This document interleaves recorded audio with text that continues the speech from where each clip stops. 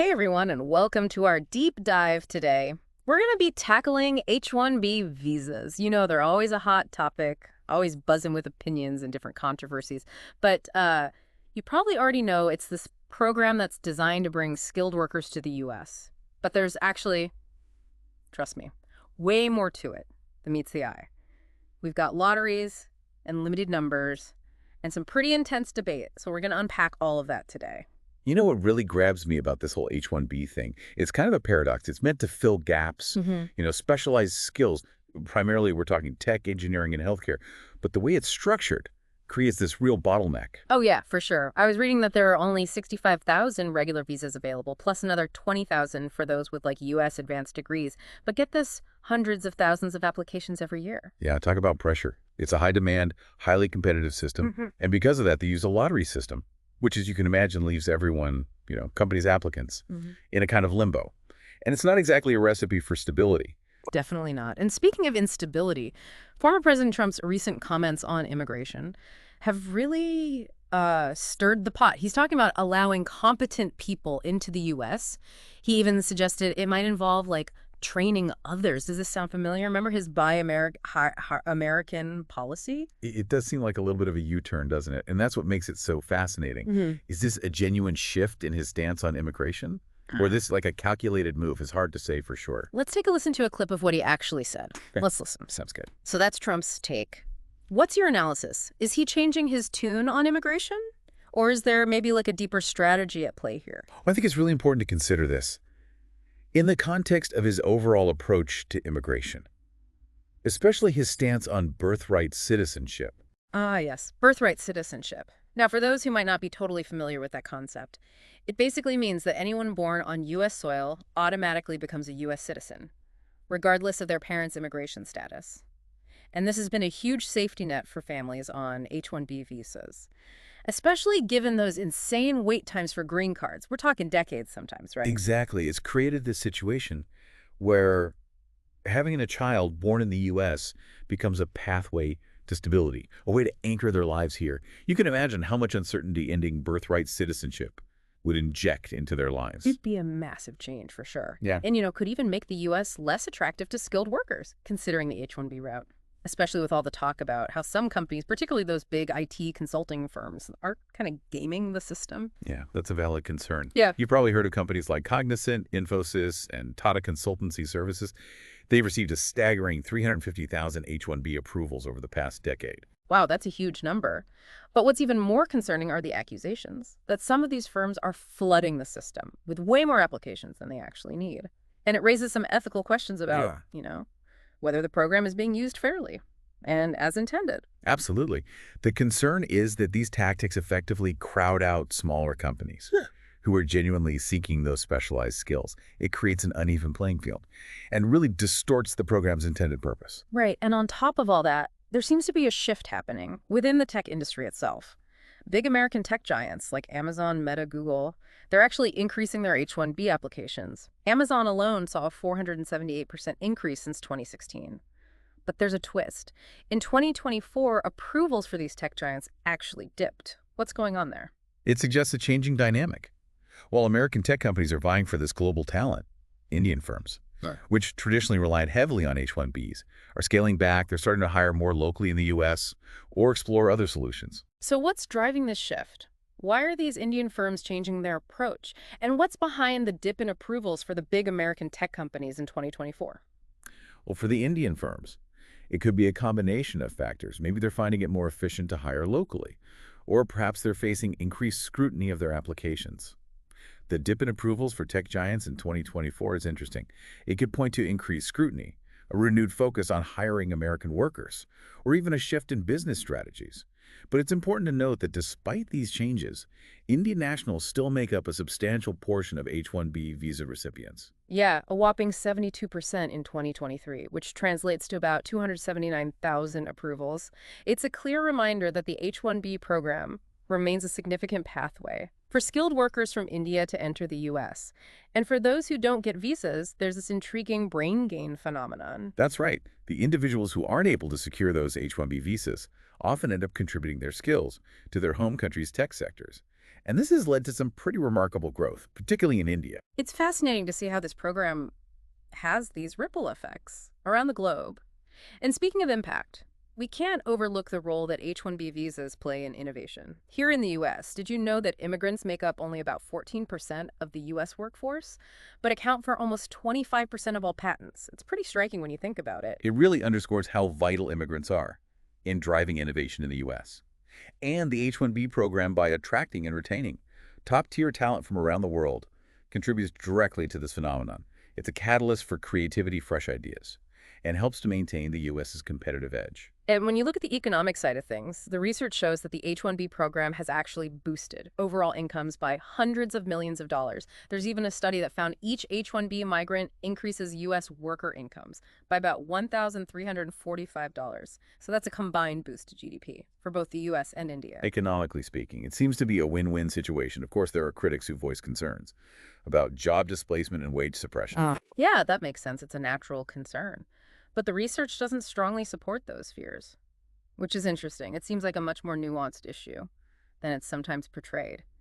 And then there's the possibility that if companies are denied H-1B visas, they might move operations overseas, which wouldn't exactly be a good thing for the U.S. job market. Right, it's a complex issue.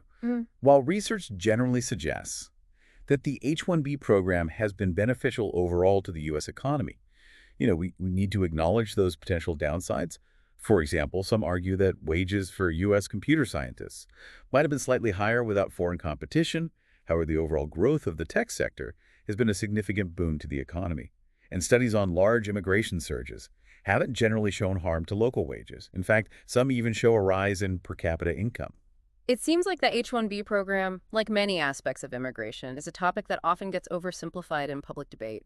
There are so many nuances and interconnected factors at play. Absolutely. It's crucial to avoid those simplistic narratives and really delve into the complexities.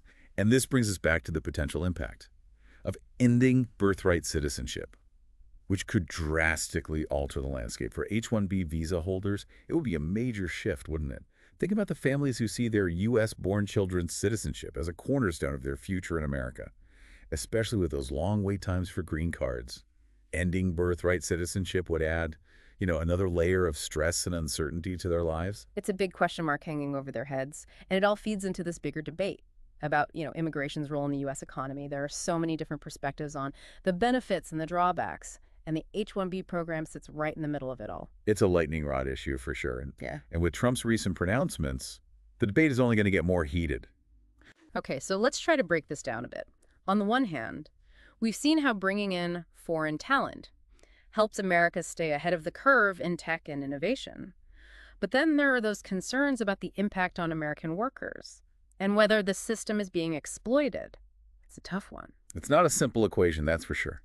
What we need is a nuanced and informed conversation. The decisions made about the H-1B program will have ripple effects on the tech industry, immigrant families, and the entire U.S. economy. Absolutely. So what are some of the most important things for our listeners to remember about the H-1B program? We've covered a lot of ground here. Well, first and foremost, it's incredibly competitive. There are far more applicants than visas available, which creates a ton of uncertainty for both companies and potential immigrants. And then there's the wild card of Trump's shifting stance on immigration. His recent comments about welcoming competent people, even if it means training others, seems to contradict his earlier Buy American, Hire American stance. What do you make of that? It's definitely a head-scratcher. It could signal a genuine change of heart, or it could be a strategic maneuver. We'll have to wait and see how it plays out. And of course, we can't forget the whole issue of birthright citizenship and how it could impact families on H-1B visas. If that right were to be revoked, it would be a game changer for many who are hoping to build a life in the U.S. It would create a whole new set of challenges and anxieties for those families, no doubt. We also talked about those concerns about the potential for abuse of the system, some of those big IT consulting firms submitting tons of applications, and possibly squeezing out smaller companies. That's a big issue. It raises some serious ethical questions about fairness and whether the program is being used as intended. And there are those interesting trends we've seen in H-1B usage. American tech giants are ramping up their applications, while Indian firms are actually pulling back a bit. It's a fascinating shift in the landscape. We talked about how Indian firms are increasingly hiring locally or exploring alternative solutions. And for the American tech giants, The dip in approvals in 2024 could be due to increased scrutiny of their applications, a renewed emphasis on hiring American workers, or even shifts in their business strategies. It's a complex picture, that's for sure. But even with those changes, we have to remember that Indian nationals still make up a significant portion of H-1B visa recipients, something like 72% in 2023. That's right. And it leads to that interesting brain gain phenomenon, where those who don't get visas end up contributing their skills back home, which has been a huge boost to the tech sector in countries like India. I'm thinking back to how you mentioned that. By 2005, India had already surpassed the U.S. in software exports. That's pretty remarkable. It really is. The ripple effects of this program are felt all over the world. We also touched on that crucial link between H-1B visas and innovation, highlighting how immigrants play a key role in driving technological advancements in the U.S. It seems like it's a vital part of staying competitive on the global stage. Absolutely. The ability to attract and retain top talent from around the world is essential for any country that wants to lead in innovation. And when we look at the economic side of things, the research suggests that the H-1B program has been a net positive, boosting incomes and overall economic growth. There's strong evidence to support that conclusion. But of course, there are always different viewpoints and concerns to consider. Some critics worry about the impact on wages and job security for American workers. That's understandable. But we also talked about how the research doesn't really back up those fears in a significant way. Exactly. There's also the concern that if companies can't get the skilled workers they need through the H-1B program, they might move their operations overseas, which could ultimately hurt the U.S. job market. It's a balancing act, for sure. It definitely seems like there are a lot of moving parts here. So what does all this mean for the future of the H-1B program? What role should it play in shaping the U.S. economy and its standing as a global leader in innovation? Those are the million-dollar questions. The H-1B program has the potential to be a powerful tool for attracting global talent and fueling economic growth. But we need to make sure it's implemented in a way that's fair, ethical, and benefits both American workers and immigrant families. I think that's a great point to emphasize. What we've really uncovered in this deep dive is this web of interconnected factors. We've got political maneuvering, economic considerations, global talent flows, and the very real human stories of families seeking a better life. It's a lot to take in. It is, and as we move forward, it's crucial to remember that the H-1B program isn't just about numbers and statistics. It's about people's lives, aspirations, and contributions to society. Well said. This deep dive has been a real eye-opener, shedding light on the complexities and nuances of the H-1B program. But before we wrap things up, I want to leave our listeners with a thought-provoking question to ponder. Given everything we've explored today, what role do you think the H-1B program should play in the future of the U.S. economy and its position as a global leader in innovation?